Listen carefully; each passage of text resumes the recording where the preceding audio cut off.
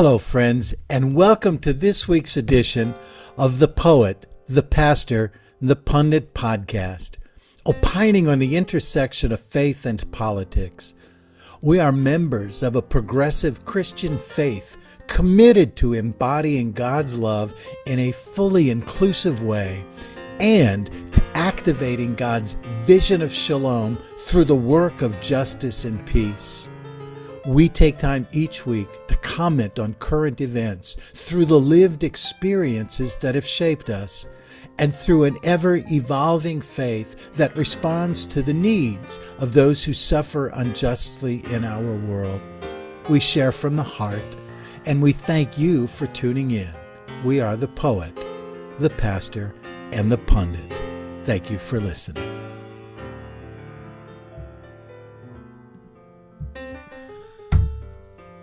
Good morning, everybody. We are back. We are the poet, the pastor, and the pundit, a podcast where we opine on the intersection of faith and politics.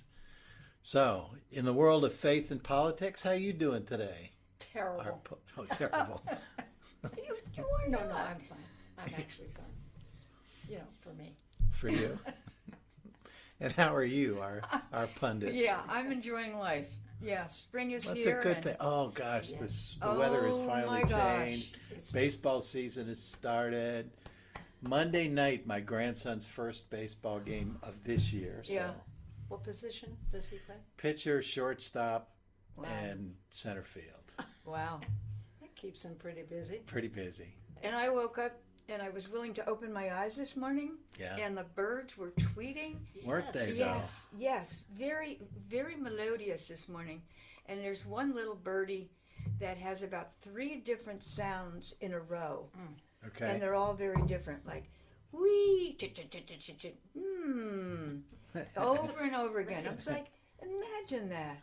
Right? Imagine that They're little communicating creature. something. Yeah. There's some reason for those. And just singing away. It fills me with amazement and great joy, really. Yesterday was my work from home day, and it was so beautiful outside. I always start that day in the coffee shop. Where Yeah, I do my sermon prep. But then I sat in the backyard on a gorgeous day and just read.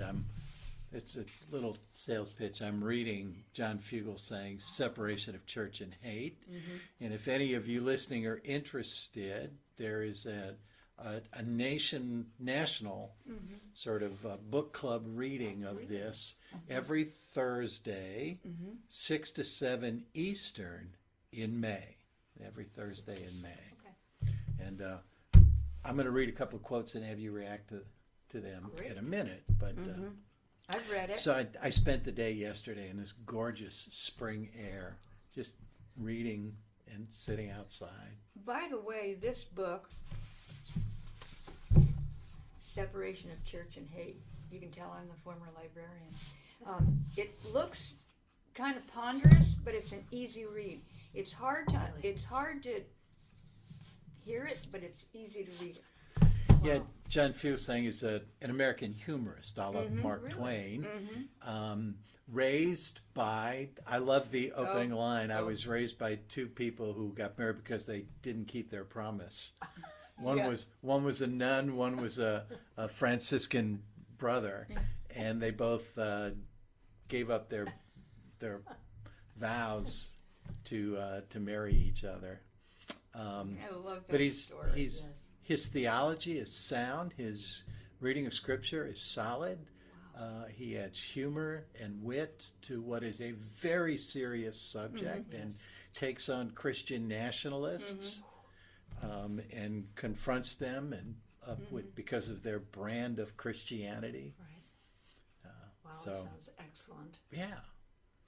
Yeah, and the title, Separation of Church and Hate. Perfect. Yeah. Church and Christianity should not be associated with as a religion of hatred. Good Lord, no. And what I love about his writing is it's easy to understand. There's not a lot of theological, big words. It's just down to earth Wonderful. He talks about, again in the introduction, he said, I won't do exegesis. Yeah. And he says, it's the last time you'll see that word in this book. Yeah. Wonderful. Yeah, which I had to instantly look up. Like, I was going to say, yeah, what is exegesis? yeah, Well, it's good. we won't go into it. Okay, thank you. Not necessary here. All right. So, two things I want to bring up in the world of politics, since we're intersecting faith and politics here, before we get to some stuff in here. Is the war on? Is the war off? Every hour we get a different message. On Tuesday, Donald Trump was interviewed at the White House. Are you going to extend the ceasefire? No, we're going to bomb them into oblivion. And the next day he announces a ceasefire. Right. The war is on, the war is off. The strait is open, the strait is closed. I don't know what's going on. Hey. Well, we don't have a lot of money in the game. That's probably why we don't understand what's going on.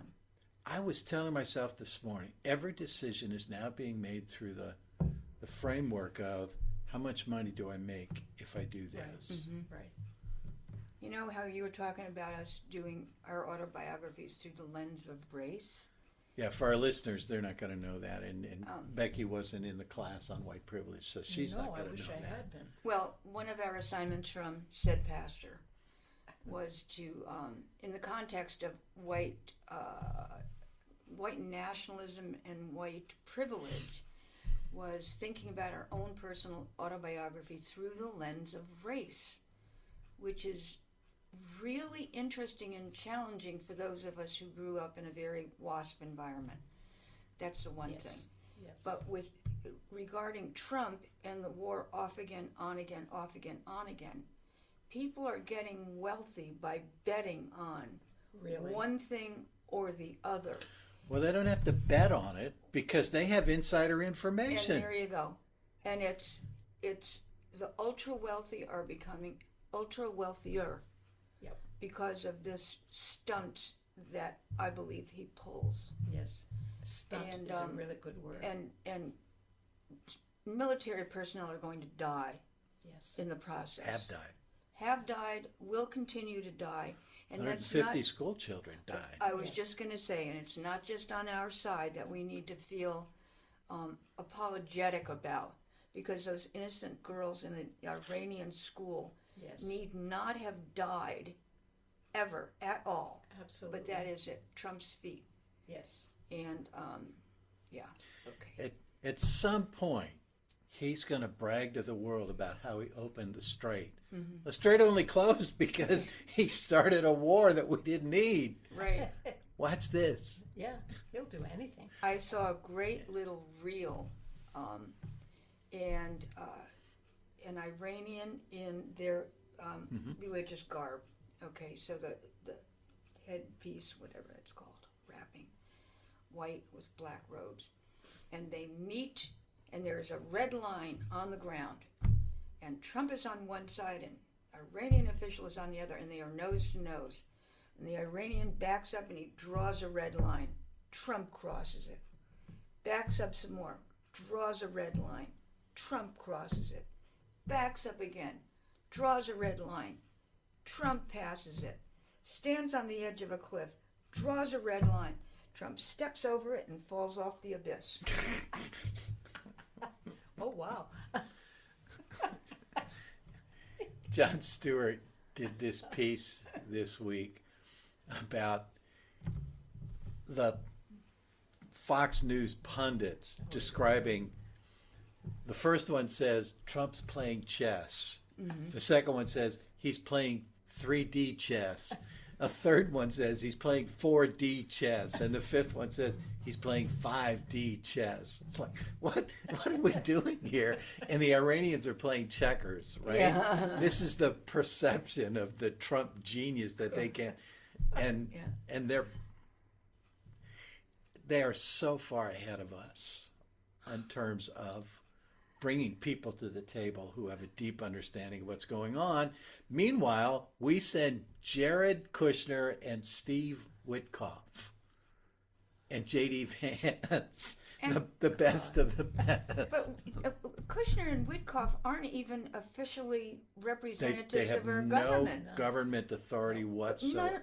So they're the financial, And the penny one- pinchers or dealers or whatever you call them, that are making this stuff happen. No, they're being played. Oh, It's a joke. absolutely. And we're going to bomb them to oblivion. We're going to close the strait. No ships are going to get through. A ship goes through. Oh, well, no more ships are going to get through.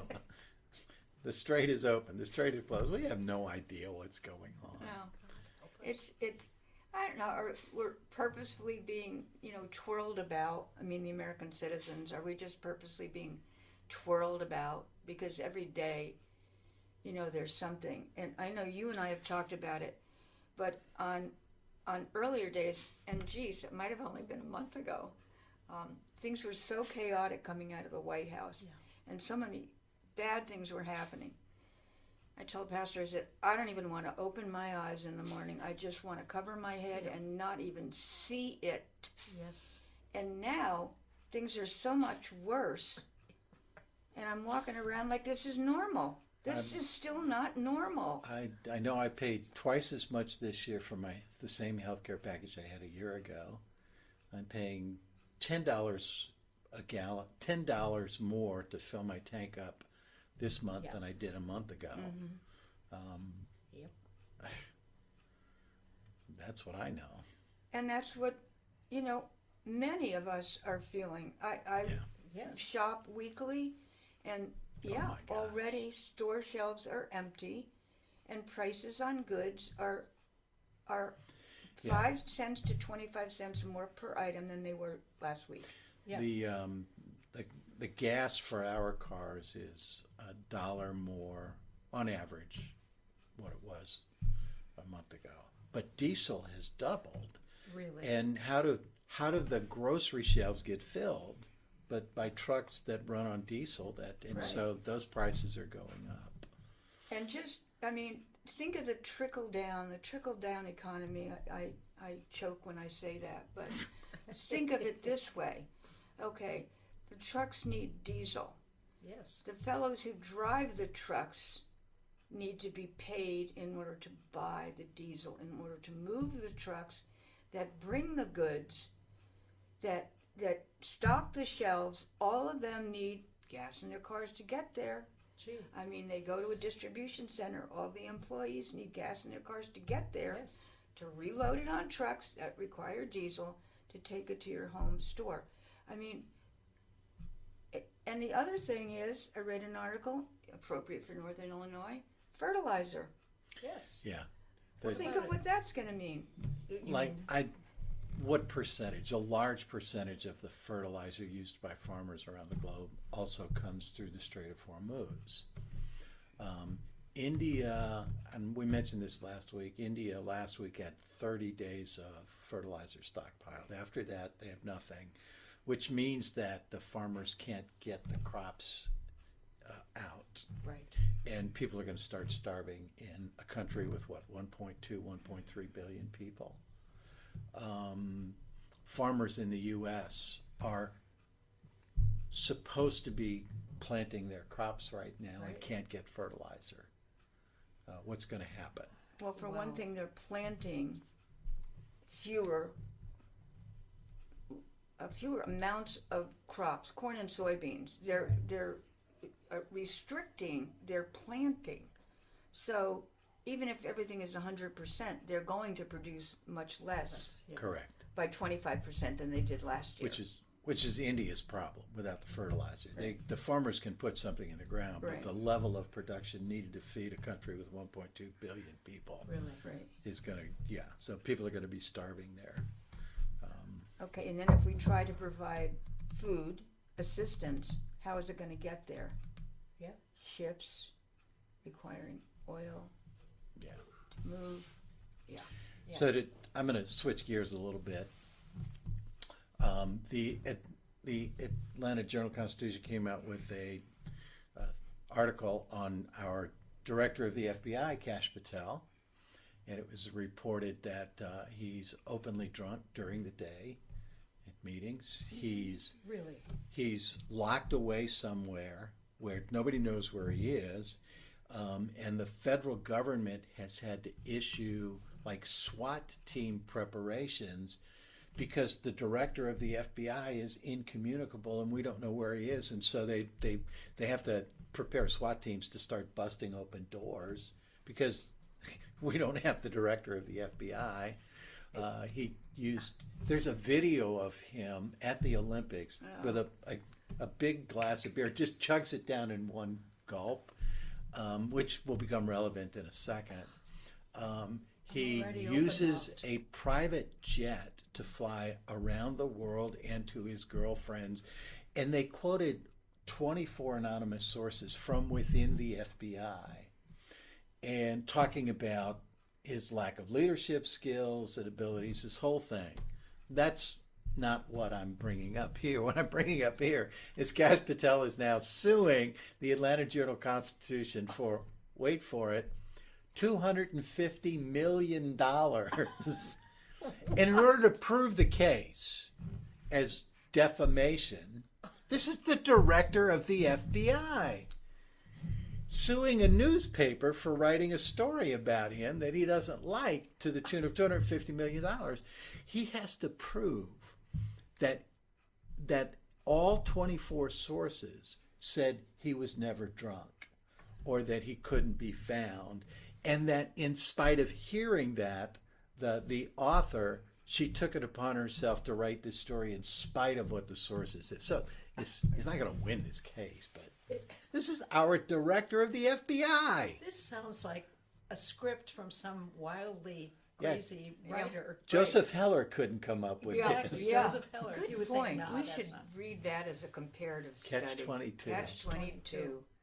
One of my I remember favorite when books. it came out. What a book. Oh, yeah. Yeah. We didn't know anything back then. I think my ex, who was a Vietnam vet, when looking at this kind of landscape, I won't use the exact word, but you'll know what I mean. He'd call it a clusterfuck. Okay. It's one big clusterfuck. It's it's succinct, clear, Yeah. And It's true. utterly Yes. dystopian. It is. But how are we to live in this situation where what used to be Well- ridiculous is the truth now? Things like satire and things like humor, and that I love some of the political cartoonists Yeah, who they're are having a field day. right, and folk like Jon Stewart. Yep. They're biting satire. That's one of the ways I get through this. Me too, and I think it helps me get some balance. Yeah. That we can still Yes. laugh at it. We have not been consumed by so much fear that we can't express Right. ourselves in laughter. That's a really good point because it would be so easy to just be frozen. Right. It's like, what on earth are we going to Yeah. do? Right. And some of the poetry that I'm seeing written in the midst of this is absolutely, it's inspirational. It's not hopeful in that they're writing about hope. They're writing about the situation. Right. What I find hopeful is that they're giving voice Yes. to the pain that we're all experiencing, and in that I find hope. And if I may say so, poetry is really the only way you can do that. It's succinct. Yes, It says much more than you see on the page. right. And you can take it with you. Yes. Yeah.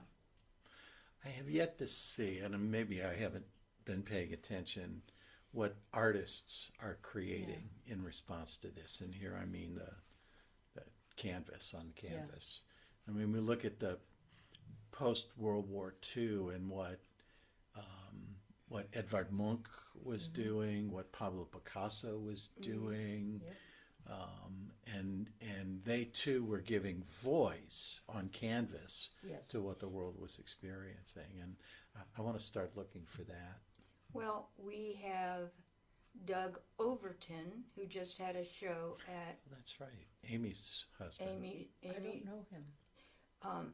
Amy Overton, of course, One of our co-moderators here at of the our church. church. Her husband Very Doug gifted leader. just got his MFA, I think, from NIU, He did. Master of Fine Arts from Northern Illinois Soon University. to get it, I think, in the next couple of weeks. Right, in the next couple of We're weeks. approaching the end of And it. had a show at K-Val in Sycamore and another one at the Jubilee Art Gallery in downtown DeKalb. And he's angry about it. And Angry about what's happening. yeah, Yeah. and it And comes it out comes in through his his art. It comes out in his In his artwork. visual work. Oh yeah, How? It's abstract. bold but colors, bold colors, bold movements, of movement, paint. disarray. Right. Yeah. Yeah. And you stand in front of him and go, "Oh yeah, Yeah. yeah, I I can feel that. I feel That's that. what I feel. Yeah. But to do that without words is crucial. Right. Words get us all Yes. looped into We need metaphor. argument. We Right. need satire. We need immediate, felt, yeah. Right. passionate, Yes. Very Comment. passionate. Yeah. red. Yeah. Wow. Well, one of the other things that's happening is that there are groups forming of groups of pockets of resistance and various communities doing a variety of things. And one of the things this church has done is joined an organization called the ALRF, Advocates for Love and Religious Freedom. And it is a way of saying that what Christian nationalism has done, both to create a false picture of Jesus and prop up this false notion that government and government leaders need to be filtered through the litmus test of strict, narrow, fundamentalist theology. Whoa. The Advocates for Love and Religious Freedom are gathering to remind us that Christianity is a religion of love. It's not a religion of law, it's not a religion of condemnation, and it's certainly not a religion of hate. And they are organizing on Zoom a 1-month book read. We mentioned this earlier. Yes. The book is John Fugelsang's Separation of Church and Hate. And I want to read a couple of things and have our poet and pundit just ponder and respond. And opine. And opine. And We opine. ponder and we opine. Ponder and opine. Can we cry? No, heaven forbid. Of course, whatever you feel. In focusing on what cannot be proven, and he's writing this on the subject of miracles, Okay. all right?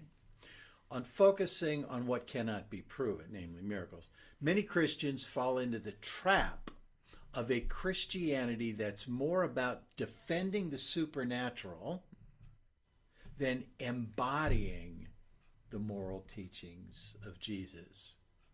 It's not the miracles driving people away from religion. It's the Christians who don't live by Jesus' words about how we're supposed to treat each other. How do you feel about that? That sounds perfect. That's exactly it. So, do you orient towards Christians who think differently than you with judgment, fear, condemnation, and or hatred? No, Did Jesus ask you to? never. Thank you. Can't get any clearer than that. Sometimes it feels as though we're walking through the looking glass, and we can't find the grounding that we need because everything is up for grabs, everything is getting twisted, everything is weird, everything is scary. What do we do? Well, we ground ourselves. I was just We going do, to say, exactly. don't you feel that your faith provides some feeling of being grounded? Absolutely. And just for instance, coming here means we have ground that we stand on. And it doesn't mean we know everything. God help us. But it does mean we are finding ways to be in a ever larger group and sort out how to look at things, how to speak the truth, how to welcome other people, how to give back, throw away, reject the hatred and the negativity that is every day sent our way. Well said. Very well said.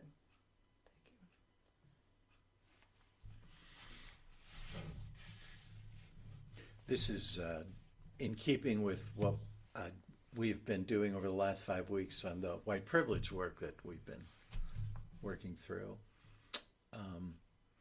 This is in a section called 5 Basic Jesus Facts That Sunday School Missed. And the first part is that Jesus wasn't white. Right. Throughout centuries of American colonialism and slavery, up to segregation and beyond, images of white Jesus helped justify the subjugation and mistreatment of non-white peoples. Wow. Caucasian Jesus assured countless generations that Euro-looking people were superior. All the inherent internalized racism for non-white folks was just a part of this package. Wow. Wow. How do you react to that? Well, I have two memories as you're saying this. I was raised Catholic, Polish Catholic. We blend Catholicism and not skepticism, the occult in a way. Really? Oh, very superstitious, you know. I mean, like if an eyelash fell out, you were supposed to make a wish. Okay, don't ask. Okay, and I remember trying to convince my mother and my aunt that Catholics were Christians, but that Jesus was a Jew. I want to tell you, those are two big concepts that fell flat. And when my Catholic aunt took me to Miami, I wanted to get a Star of David to wear. Excellent. Because Jesus was a Jew. Yes, he was. But I was not allowed to wear that. Because we, as Christian Catholics, were not Jews. And I said, but Jesus was. And so anyway, I didn't get to wear that. But the interesting thing is, and I think it's so ironic, is that I did my DNA. And I'm a 2% Jew. Hey, all right. So now I can wear the Star of David. 2%. That's so interesting. Yeah, and it's so interesting to claim Jesus as white when, you know, it could not be. It couldn't be. It couldn't be, right. How white churches have almost 100% pictures of white Jesus hanging on, in their books, and when we know for an historical fact that he wasn't white, it's beyond me.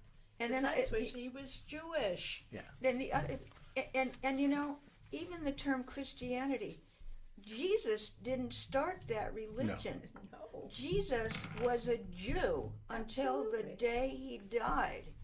Absolutely. But yeah, He started a movement founded on the radical notion that if we love God and love one another, then the law doesn't become pointless.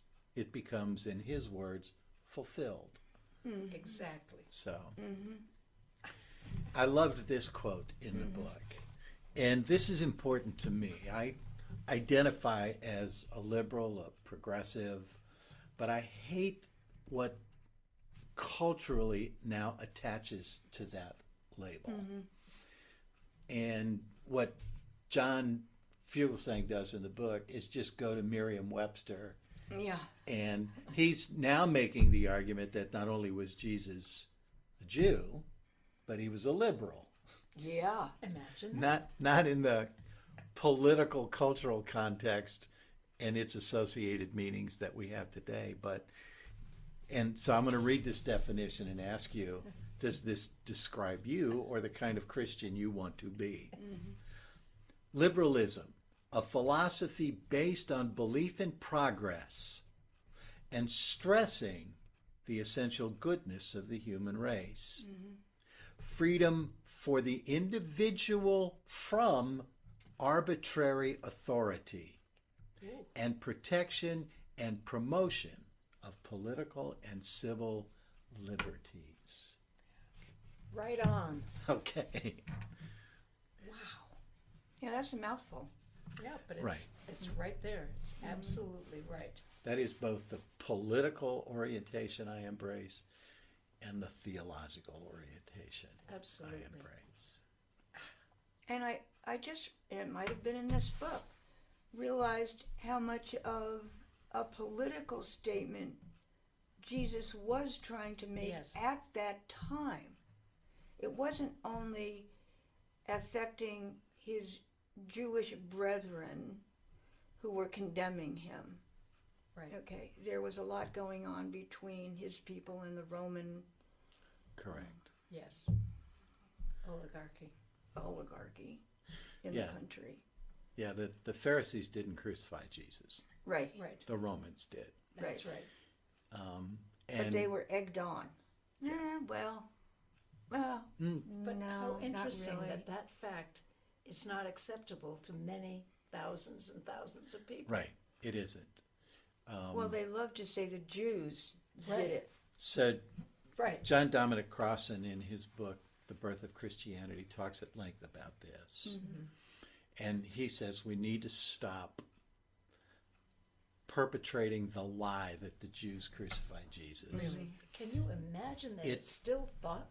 Right. People Yeah. actually think that? Yeah, that any common religious leader, Jewish or otherwise, would on any given day be granted an audience with Pontius Pilate is absolutely ridiculous.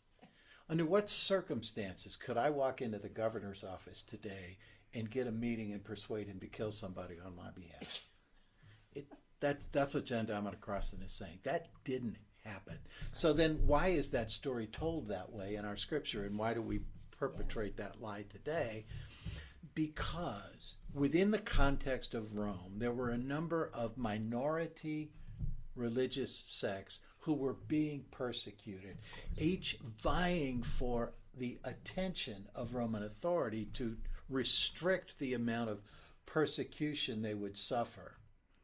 And two of those rival sects were Judaism and this emerging sect of Judaism called Christianity. Right. And as they grew at odds with one another, they were just two minority sects throwing rocks across the wall at one another. And a part of what emerged in that context was, you did this to Jesus. Right. And when it was two minority sects throwing rocks at one another or calling each other names, no big deal. But when in 325 Constantine made Christianity the religion of the empire, this minority sect won Yes. and began persecuting. It's what led to the Crusades. It's what led to the pogroms. It's what led to the Holocaust. When you merge religion with empire, that's what happens. And John Dominic Crossan says, stop telling that lie. Good. Rome killed Jesus. Exactly. It was a political crime for which he was convicted, insurrection. Insurrection. You bet. And when he came and said, the kingdom of God is among you, Yes. it was a statement intended to say, Rome has no authority over you. Right. Yes. So, Well, that's like, they can control your body, but you have an indomitable spirit, Exactly. and everyone has that. yeah. Yes. And indomitable is such a right word. Thank you. I thought so. Not to be dominated. Not to be dominated. Right, and Don't even try I think that's hard for the common man or woman to understand that at our core we have been born with an indomitable spirit if we would adhere to it, it. Yes. listen to it, and let others have theirs. Yes. There's a Nicaraguan poet songwriter who was tortured was it Bautista that ruled Nicaragua? Yes, He was imprisoned and tortured. really. And then that government was overthrown and he was released from prison and faced his tormentors and wrote a poem called My Personal Revenge. Jackson Browne would take that poem and write a beautiful song to it. But one of the lines was, my personal revenge will be to show you these hands which once you so mistreated but failed to take away their tenderness. That's the indomitable spirit that you're talking about. That you can take my body and do what you will to it, but you will not break me. Exactly. And tenderness is It's so such a much beautiful the right line.